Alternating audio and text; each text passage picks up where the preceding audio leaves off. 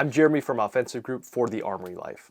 When you've got a rifle as cool as a Springfield Armory Hellion, you can't help but to look at it and just see all the rad parts that you could put on this rifle to make your shooting experience that much better. When I first got my Hellion, I put all kinds of parts on this rifle. I tried an EOTech, I did some aim points, I put some LPVOs on it, I suppressed it, added lights and lasers, and basically anything that I could get my hands on to see how cool I could set up this rifle and have a fun time on the range shooting it. But I think I finally landed on the perfect permanent setup for my Hellion. Now, taking a step back, if you're not familiar with the Springfield Armory Hellion, it's a US import of the Croatian HS Products VHS-2. The VHS-2 has been around for decades and is a battle-proven platform with many forward-thinking features. The Hellion took the VHS a step further and added many features us Americans are used to and prefer, such as Stay-Neg mags and an AR-15 grip. Now let's get to my build out. Starting at the front, I decided to stick with the factory muzzle device that comes on the Hellion. The muzzle device is a 4-prong flash hider, and it does a fantastic job of reducing that flash and muzzle climb.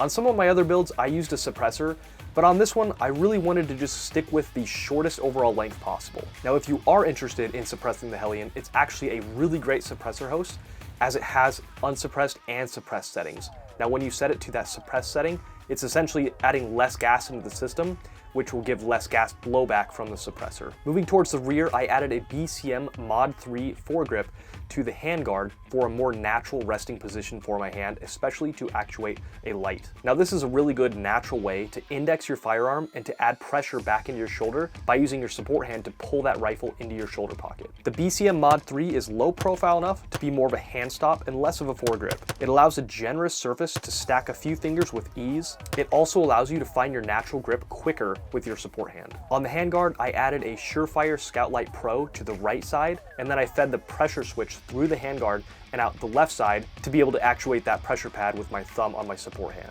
The Scout Light Pro provides 1000 lumens of white light, which allows you to easily discern targets at medium ranges. Another great aspect of the Scout Light Pro is the mount that allows you to position the light in any angle you want. So this is great for space savings and allows you to push that light as close to your handguard as possible. Finally, moving on to my preferred optic setup. The Hellion has a pretty short overall length while still maintaining a 16-inch barrel, which is a big benefit of the bullpup design. This allows great close quarter maneuverability, but also to be able to shoot at range, taking advantage of the best of both worlds. I decided to use a Vortex Viper PST Gen 2 1:6 LPVO and a Vortex Venom Red Dot with a 45-degree offset. To mount the LPVO, I used an American Defense Manufacturing Recon SL mount. I then used a Strike Industries Ambush 45-degree offset mount for the Venom Red Dot. This provides me with the opportunity to have 6x power as well as a really quick 1x red dot on the fly.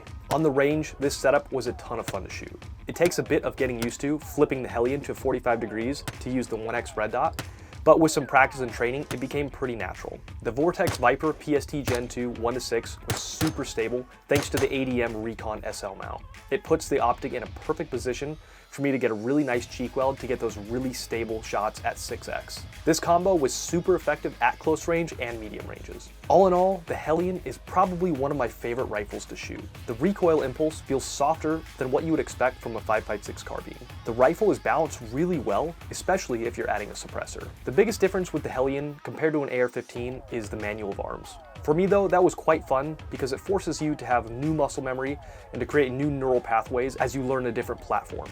If you've been on the fence about the Hellion, check one out at your local gun shop and see if you can rent one to shoot. It's a really unique shooting experience, and it's sure to turn some heads at the range.